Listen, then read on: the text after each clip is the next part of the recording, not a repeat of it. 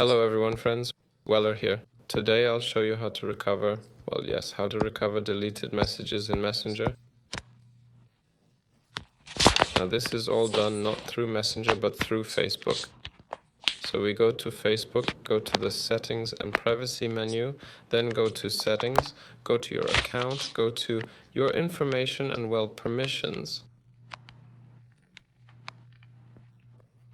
Export your information.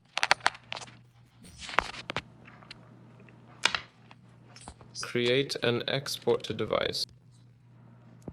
So we select what we need, and we basically need everything, just messages. Click Save and select the time period, right? For example, all time for all time, right? And click Start Export. Enter your password here and then. Accordingly, start the export, and here it will be. There, in exports. This was Weller. Goodbye, everyone.